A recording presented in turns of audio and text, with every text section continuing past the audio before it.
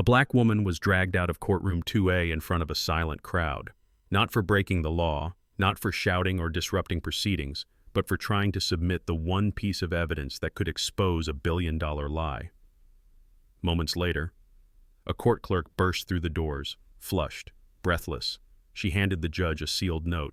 4 words changed everything. "The White House is watching." The judge froze. The bailiff stopped mid-step. And the woman they tried to silence? She was about to be heard by the entire country. Stay with us. Because what happened next didn't just shake the courtroom. It shook the entire system. The rain tapped steadily against the window pane, as if trying to talk her out of leaving. But Kendall Moore had already made up her mind. At 42, the accomplished black litigation strategist stood at her kitchen counter, blazer buttoned, hair pulled back, binder in hand. Her expression was calm.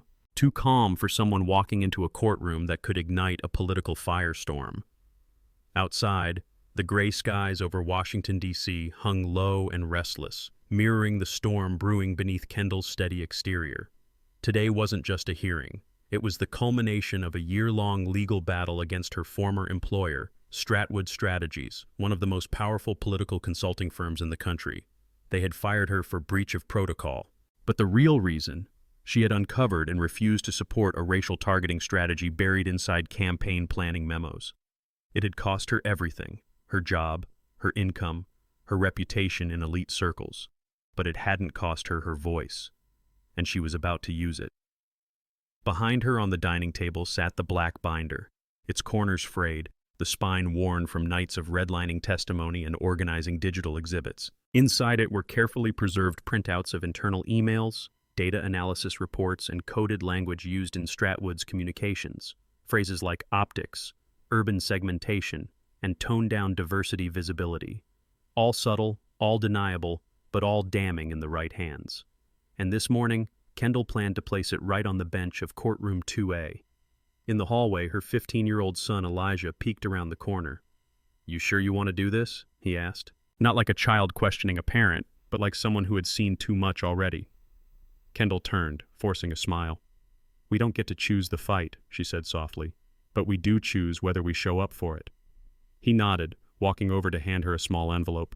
Inside was a folded note and a photo of the two of them from his middle school graduation, written in Elijah's slanted handwriting.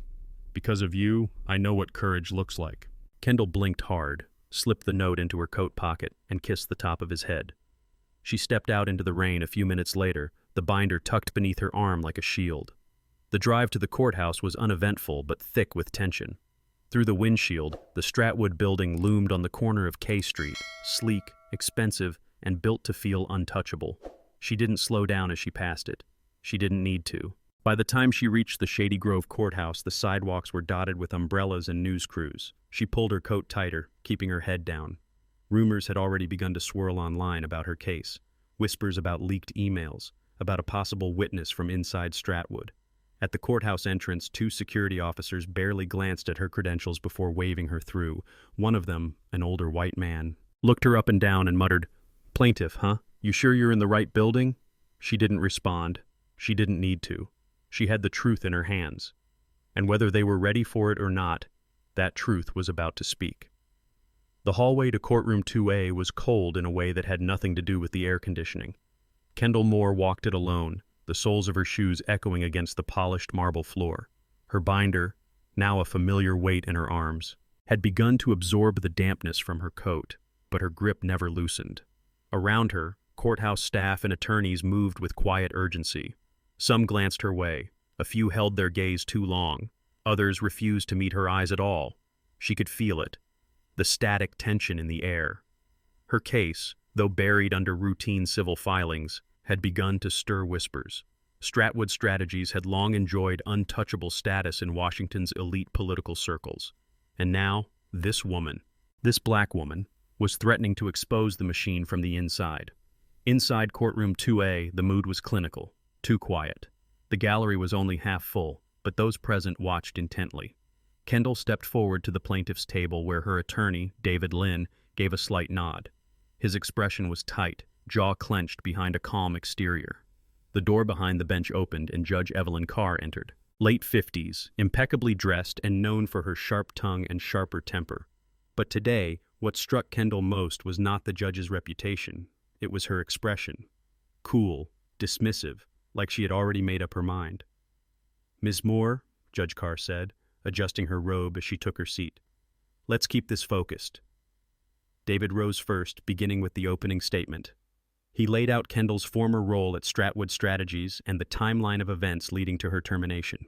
But the moment he introduced the phrase racial targeting and political messaging, the defense snapped to attention. "Objection. Inflammatory language," the opposing counsel barked. "Sustained," Judge Carr said before David could respond. Kendall felt her stomach tighten. David continued, trying to pivot, but it was like stepping through a minefield.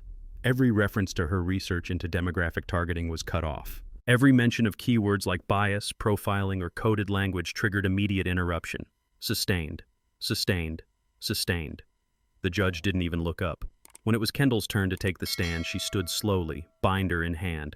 Her voice was composed as she detailed her time at Stratwood, how she had once believed in their mission, until she saw what lay beneath the surface. She recited the dates, the language from internal memos, the meetings that suddenly stopped including her once she spoke up. Then she reached for the documents. Her hand trembled only slightly as she held them up. "Your Honor, I'd like to submit Exhibits 12 through 18, she said, which include internal communications from Stratwood executives using racially coded language, documents obtained legally through the discovery process. Judge Carr didn't even glance at them. "We've heard enough, Ms. Moore." Kendall blinked. "Excuse me? You're veering into conjecture. This court will not be a stage for social commentary." The gavel came down with a hard crack. "Mr. Ellis, please escort Ms. Moore from the courtroom." For a second, no one moved. Then Officer Jared Ellis, a tall, uniformed bailiff, stepped forward from the side of the gallery. His face was neutral, but his steps were deliberate. He approached Kendall like she was a disruption, not a plaintiff, like this wasn't her case, like she didn't belong. David rose in protest. "Your Honor, this is a severe overreaction." "Enough, counselor," Judge Carr snapped. "The order stands." Kendall looked down at her binder. Still closed, still unopened, still silenced. She stood, holding it close, and allowed Officer Ellis to lead her out. Not because she agreed, not because she was ashamed, but because she knew exactly what this was. It wasn't about protocol, it was about power, and the system had just tried to remind her who had it. But this wasn't the end of the story. This was the beginning of a much bigger reckoning. The door to courtroom 2A shut behind her with a dull, final click that echoed louder than it should have. Kendall Moore stood for a moment in the corridor, stunned by the quiet. It wasn't silence, it was erasure. She had been pushed out of her own fight, her own testimony, like a problem someone didn't want to deal with. A few paces ahead, a waiting bench sat beneath a frosted window. She walked over slowly, her heels muffled by the polished floor, and sat down. Her binder, damp from the rain and her hands, remained pressed tightly against her chest like a shield. The hallway hummed with fluorescent light. Clerks passed by without a glance. A lawyer tapped away on a phone while leaning against the far wall. And Kendall, still wearing the suit she had laid out days ago for this moment, looked completely out of place. Not because of how she looked, but because of what she represented. Disruption. A threat to comfort. A woman who wouldn't stay silent. Officer Jared Ellis stood nearby, shifting uncomfortably near a security post. His posture, once stiff with authority, had softened just enough to look almost human. After a few beats, he approached. Not close, just enough to speak. "You didn't need to make it harder than it had to be," he said, voice low but flat. Kendall looked up, her expression unreadable. "Harder for who?" He glanced away. "It wasn't personal. I was just following orders. That's protocol." "Protocol," she repeated, the word bitter on her tongue. "Is that what we're calling complicity now?" Ellis didn't respond. She studied him, his badge, his belt, the way he kept one hand resting on it even now. He looked like a man used to order, to certainty. But something in his eyes faltered under her gaze. "You removed me like I was dangerous," she said quietly, "like I didn't have a right to be heard." "You raised your voice," he replied defensively. "The judge gave a direct order." Kendall leaned forward slightly, binder still gripped in her arms. "And at any point, did you ask yourself why that order was given? Did it occur to you that maybe it wasn't about disruption, but about fear, about silencing something that made people uncomfortable? Ellis exhaled but said nothing. You didn't question it because people like me are expected to follow the rules, even when the rules are used to erase us. She leaned back, eyes still on him but calmer now, not angry, just resolute. I won't leave this building, she said. Not until my evidence is entered, not until I'm heard. He stared at her for a moment longer, then turned away. As he walked back to his post, she could tell something had shifted in his gait, slightly slower, less certain. He wasn't ready to stand beside her, but maybe, just maybe, he wasn't so sure he could stand against her anymore either. Minutes passed. Kendall sat unmoved, eyes locked on the courtroom door, binder still in her lap. Her fingers traced the frayed edges of the folder, each tab inside marked with dates, quotes, metadata, proof of what Stratwood had done. Evidence not just of her firing, but of a pattern far larger, far darker than anyone wanted to admit. She had gathered it piece by piece, emails scrubbed from servers, printouts from late nights, whisper networks of others who had seen what she'd seen but had too much to lose. Now it all sat there. Useless. If no one let her back in, it wouldn't matter. The truth she carried could still be buried by power. But she wasn't going anywhere. Not today. Not ever again. Inside courtroom 2A, the atmosphere had calcified, still and heavy, like the air before a storm that doesn't just rain, it breaks things. Attorney Marcus Hill stood alone at the plaintiff's table, hands braced against its polished edge, voice calm but coiled with urgency. Your Honor, he said clearly, this new evidence is directly tied to Ms. Moore's termination and the broader pattern of discriminatory campaign practices inside Stratwood Strategies. We ask that the court allow its submission. Judge Evelyn Carr didn't blink. Her robe moved only slightly as she leaned forward in her chair, fingers folded with pointed precision.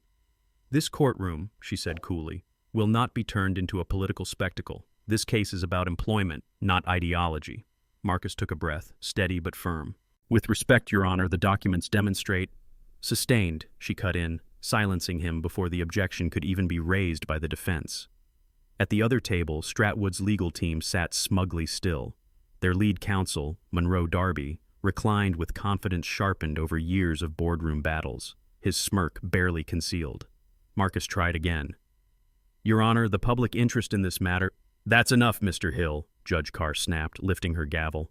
This court will not admit inflammatory last-minute filings without full review. Continued attempts to undermine this process will result in sanctions. Her hand lifted. The gavel hovered, but it never landed. The courtroom doors burst open with a sharp thud. Every head turned as a young clerk rushed in, out of breath, holding a folded note sealed in wax. Her shoes clicked against the floor like drumbeats. She moved with the urgency of someone who knew she wasn't supposed to interrupt, but had no choice. Your Honor, she said, her voice trembling. There's a secure call waiting in chambers, from the Department of Justice. A beat of silence passed, then another. Judge Carr's expression didn't falter, but something changed behind her eyes. Her hand, still raised, slowly lowered. She reached out and took the envelope. You're certain? She asked, her voice lower now. Measured. The clerk nodded. It was routed through the DOJ's Oversight Division.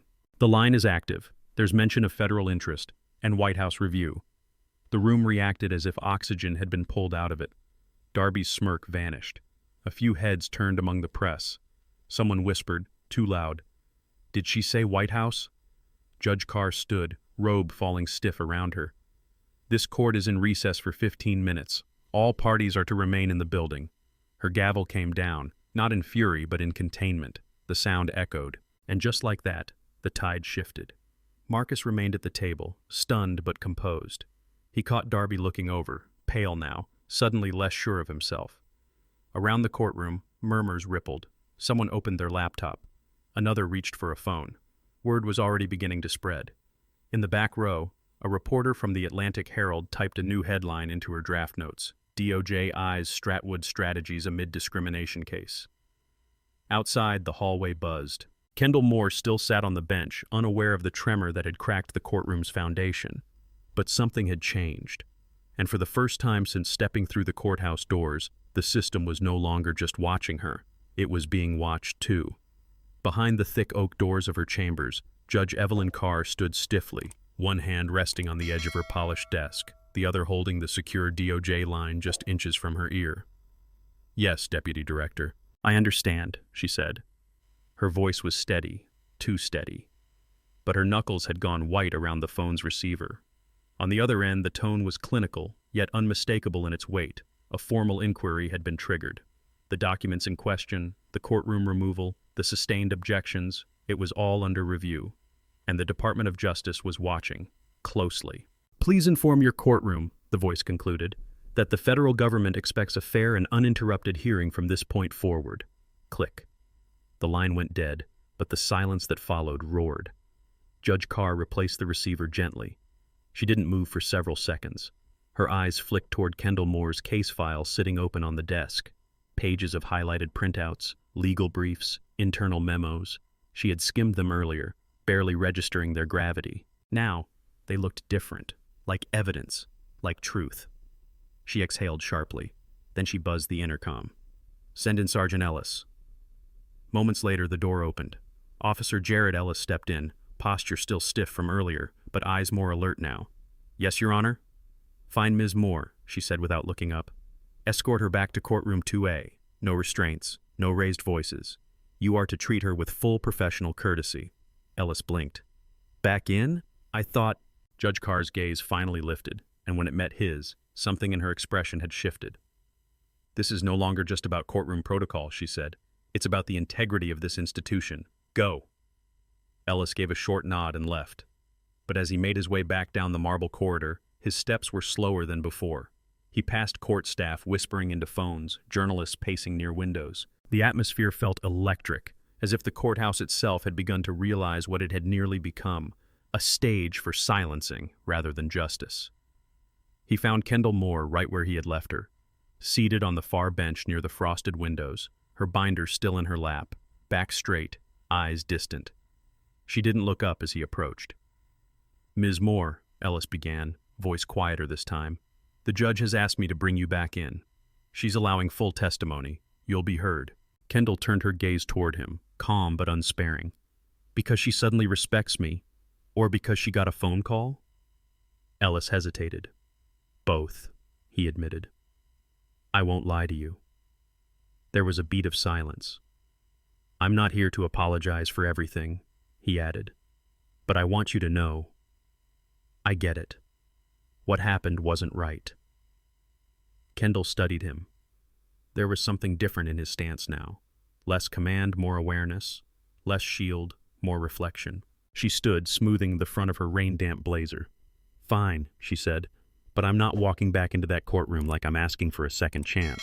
I'm walking in like I never should have been removed." Ellis nodded once. "Understood." They walked side by side through the corridor. Heads turned as they passed, whispers trailing in their wake. But Kendall didn't flinch.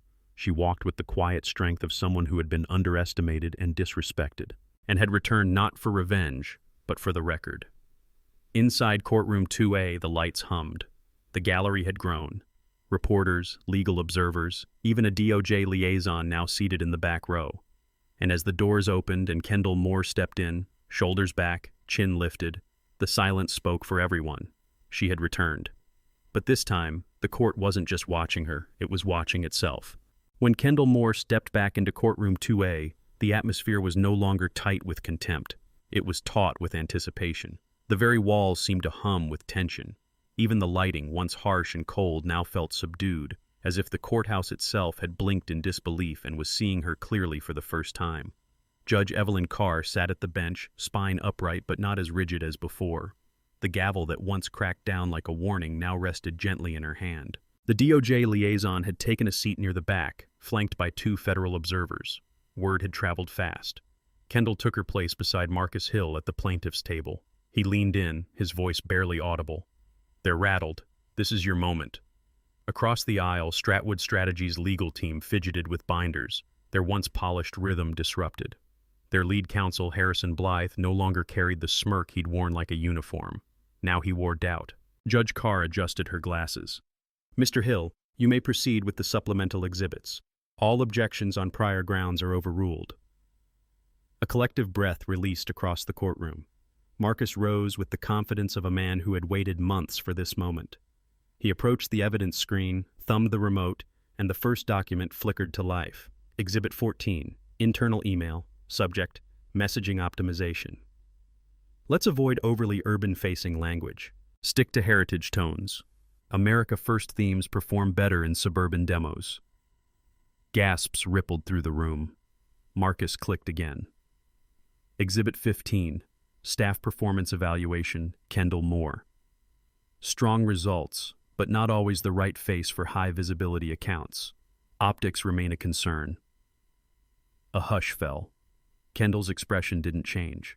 She'd read those words countless times, memorized every slight and every silence they tried to disguise. But now, those words weren't whispered in back rooms or buried in HR files. Now they were on record. Marcus moved methodically. Emails, memos, strategy briefs, all laced with euphemisms that read like dog whistles in print. Brand consistency, cultural alignment, image control. Each phrase, once used to edge Kendall out of leadership roles, now exposed the very structure of exclusion. Judge Carr's pen scratched more urgently across her notepad. Her earlier detachment had shifted into focus. For the first time since the hearing began, her eyes showed something close to concern. Across the aisle, Harrison Blythe stood abruptly. Objection, Your Honor. These emails were not authenticated during discovery. Carr looked over the rim of her glasses. They've been verified by the Department of Justice and cleared through metadata review. Objection overruled. The defense sat, silenced. Kendall watched the screen as the next slide appeared. Exhibit 21, side-by-side comparisons of campaign messaging strategies before and after her departure. Before, bold diversity messaging, progressive targeting. After, sanitized slogans, uniform imagery, a notable absence of black voices. It was no longer just about her termination. It was about deliberate erasure. In the gallery, reporters scribbled notes, a few audibly whispered names. Camera shutters clicked quietly behind tinted glass. What had begun as a mid-level employment lawsuit had cracked open the polished exterior of one of DC's most powerful firms. Marcus turned to face the court. The plaintiff was not dismissed for performance. She was dismissed for being the one voice in the room unwilling to quietly comply. He returned to the table and handed Kendall the final exhibit, Exhibit 27, her formal commendation letter from a national campaign she had helped win months before her termination.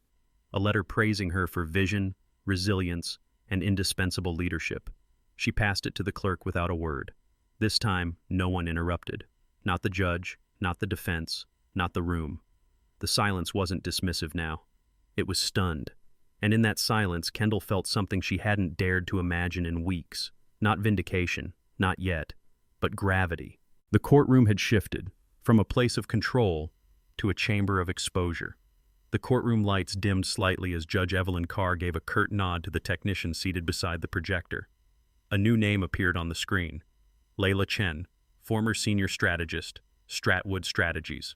Below it, in white letters, testifying via secure federal video link, identity protected by DOJ oversight. Kendall's eyes flicked up. Her breath caught for a moment. Not from surprise, but from confirmation. She hadn't known who would come forward. Only that someone would. The screen came to life. There she was.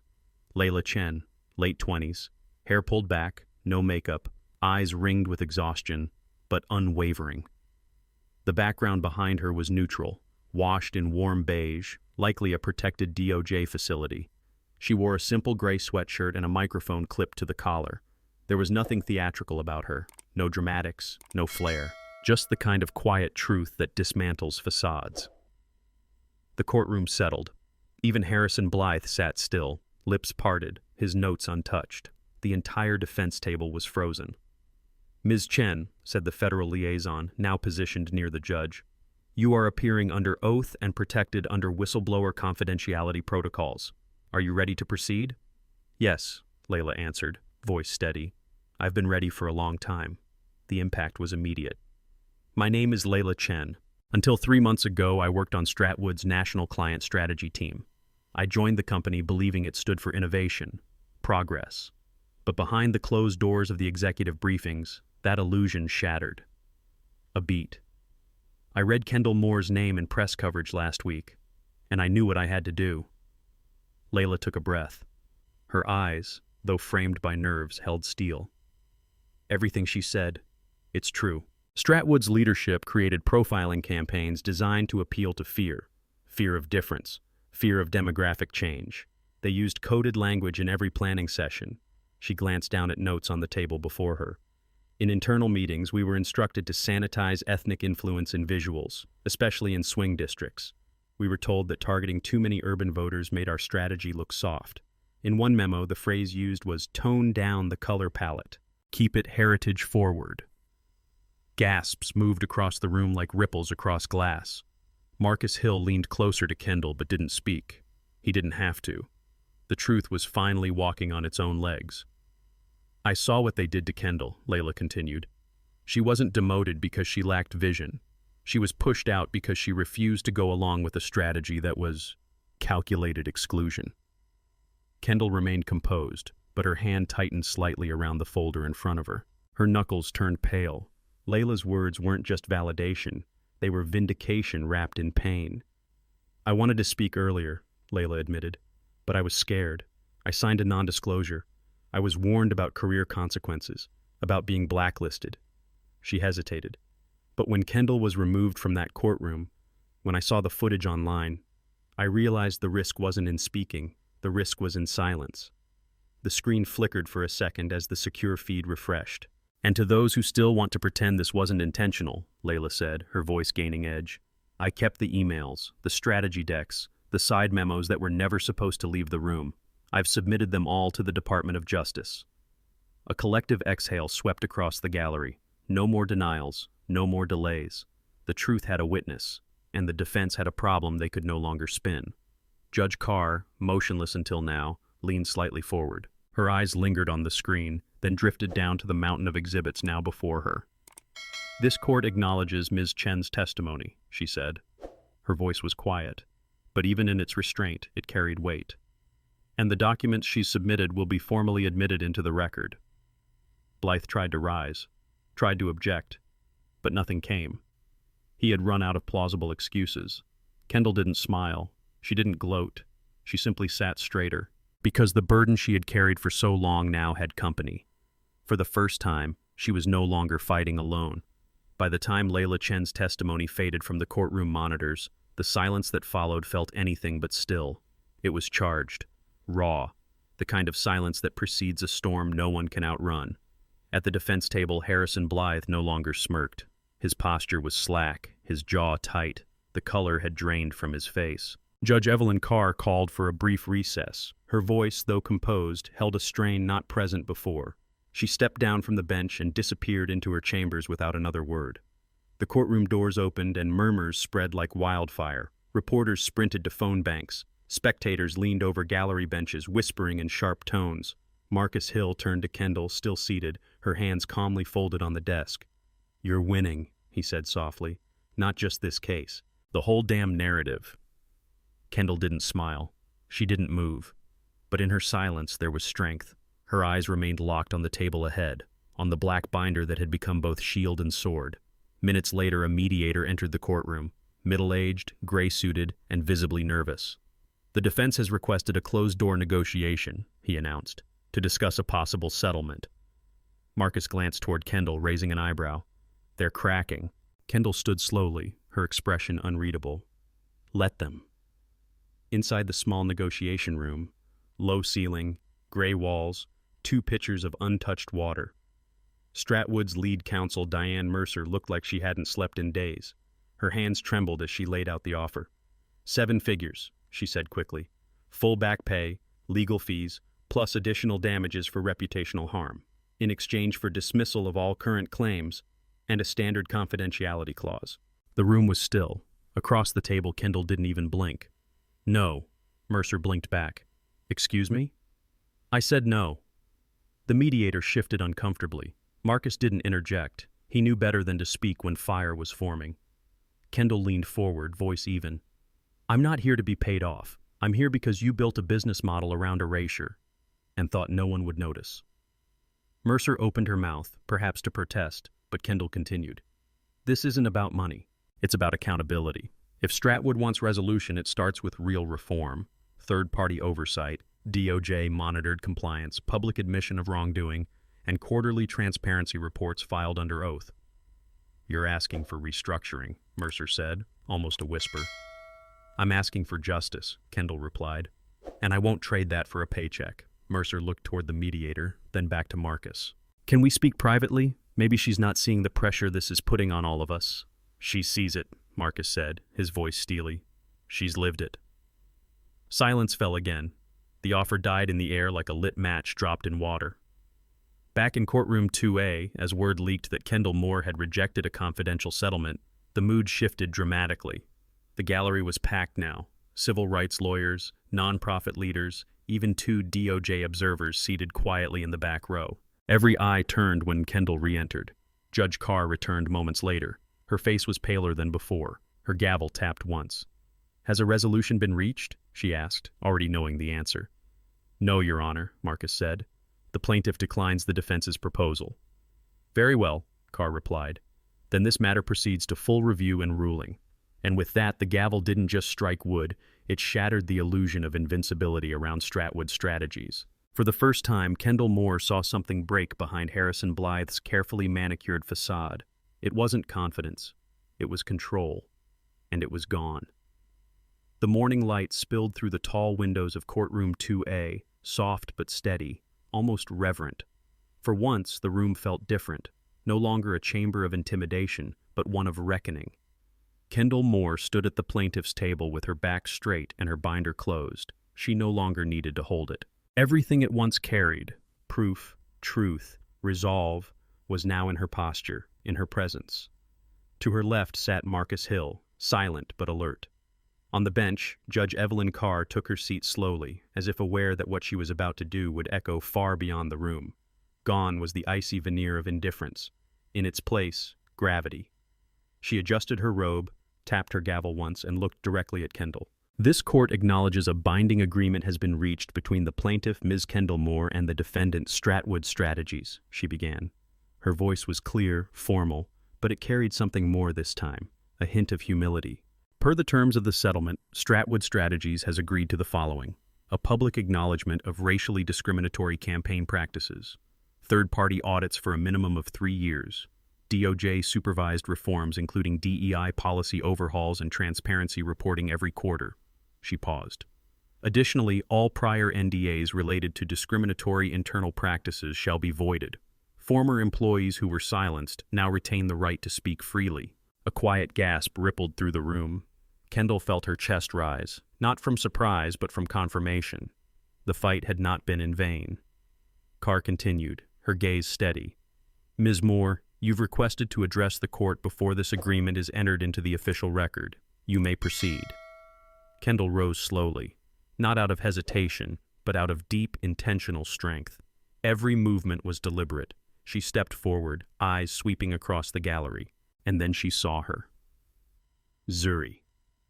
Seated near the back in a navy blazer too big for her frame, Kendall's 13-year-old daughter watched with hands folded in her lap and eyes wide with awe. She didn't blink. She didn't fidget. She bore witness. Kendall took a breath. "Your Honor," she began, her voice even but unmistakably powerful. "This agreement matters, but it is not the conclusion of a personal vendetta. It is the first page of accountability." She turned toward the courtroom, toward the press, the observers, the defendants. This was never just about one termination.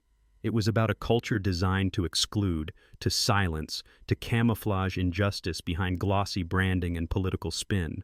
I was fired for telling the truth. And for months, that truth sat in silence. Today, it's been heard.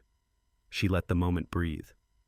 "But this win," she continued, "isn't mine alone. It belongs to every professional passed over without explanation. Every voice lowered in a meeting to keep the peace. Every whistleblower forced to choose between integrity and survival." Her eyes returned to Zuri. "It's for the daughters watching now, wondering if their voice is too much, their skin too political, their truth too inconvenient. Today, I tell them, speak, even when the room tries to shrink you." Silence blanketed the chamber, not heavy, not tense, sacred. Judge Carr offered a single nod, her chin dipping with solemn approval. She turned to the court clerk. Let the record reflect that the court has entered the agreement as final. This hearing is concluded. One sharp gavel strike, but this time it didn't close a door. It opened one. As Kendall stepped back from the podium, Zuri rose from her seat. Her eyes glistened, but she didn't cry. She didn't need to. Her pride was louder than tears. Kendall met her halfway, and for a moment the courtroom disappeared. Just mother and daughter. 2 generations standing in the space once built to silence them, now transformed by their presence. Because justice hadn't just arrived, it had been carried in. Weeks after the gavel fell in courtroom 2A, the real work began. The headlines had faded, the news cycle had moved on. But for Kendall Moore, silence was never the goal. Change was. In a sunlit office space tucked above a bookstore in downtown D.C., the first seeds of that change were being planted. Kendall sat at a battered oak table beside Marcus Hill and Layla Chen. 3 names once whispered behind closed doors, now etched into the blueprint of a movement. The nonprofit was called the Verity Initiative. Its mission was simple but radical: protect whistleblowers, expose systemic inequities, champion racial equity in the workplaces that had long claimed diversity while quietly erasing it. On the wall, a single framed quote hung, printed in black letters on white parchment. "Truth is not disruptive. Silence is." Marcus handled the legal frameworks. Layla, still cautious but fierce, built out the ethics and compliance networks. And Kendall, the beating heart of it all, became the face, the voice, the living proof that one person could set a system trembling without ever raising a fist. They launched rapid response teams for employees facing retaliation, created confidential reporting pipelines, held seminars at universities and corporate boardrooms alike. Within months, the Verity Initiative had been profiled in major news outlets as a beacon for a new kind of professional resistance, one rooted not in rage, but in resolve. Meanwhile, back at the courthouse, echoes of Kendall's case continued to ripple. Officer Jared Ellis, the man who once escorted her from courtroom 2A, had changed in quieter ways. After that day, after standing in that hallway with the weight of regret on his badge, he requested a transfer. Now, he worked in the courthouse's newly formed Community Relations Division. It wasn't glamorous, it wasn't celebrated, but it mattered. Twice a week, Officer Ellis led sessions with rookie officers. The title was simple: Ethics and Humanity in Enforcement. He spoke not from a podium but from a chair, level with the trainees. He didn't sanitize what had happened. He used it as a warning and a map. Respect isn't an accessory you wear when it's convenient, he would tell them. It's the foundation you stand on, or else everything above it eventually falls. Some listened, some resisted. But the seeds were there, and in the quietest moments, Kendall knew it. Change wasn't always thunder. Sometimes it was steady rain, softening the ground for something better to grow. As spring unfurled across the city, cherry blossoms scattering in gusts of pink and white, Kendall stood once more on the courthouse steps. Not to fight, to testify in a different way. Inside, a new plaque had been mounted outside courtroom 2A. Not a monument to her case, but a reminder to every judge, every lawyer, every officer who entered. Justice is not about preserving silence. It is about protecting those who dare to speak. Kendall brushed her fingers lightly over the words, feeling the cool metal beneath her hand. At her side, Zuri clutched her notebook, sketching the moment with wide strokes of pencil and imagination. A record for her generation, not of suffering, but of standing. And as they turned to leave, a voice called out from behind them. "Ms. Moore?" She turned. It was a young law clerk, no older than 23, holding a heavy law book to her chest, eyes bright with something like hope. "I just wanted to say," she faltered, then steadied herself. "Thank you for proving that some battles are worth fighting." Kendall smiled, not wide, not triumphant, but steady, enduring. "Every voice matters," she said, "including yours." And then she and Zuri walked down the courthouse steps together, sunlight splintering across the city streets, carrying forward a legacy not carved into marble, but woven into every quiet refusal to disappear. Because what one voice had done once, others could do again. And they would. Kendall Moore walked into courtroom 2A with only a binder and a voice. They tried to erase both, but when the gavel finally dropped, she hadn't just reclaimed her name. She'd carved out a space for every voice they thought they could silence. From the courtroom to Capitol Hill, From whispered retaliation to national reform, this wasn't just a legal victory. It was a turning point. And it all started because one black woman refused to be dismissed. If this story struck a chord with you, let us know in the comments. What moment hit hardest? And who in your life needs to hear a story like this? Tap the like button, share this with someone who still believes in justice, and subscribe to our channel for more true stories that demand to be heard. Because change doesn't start with comfort.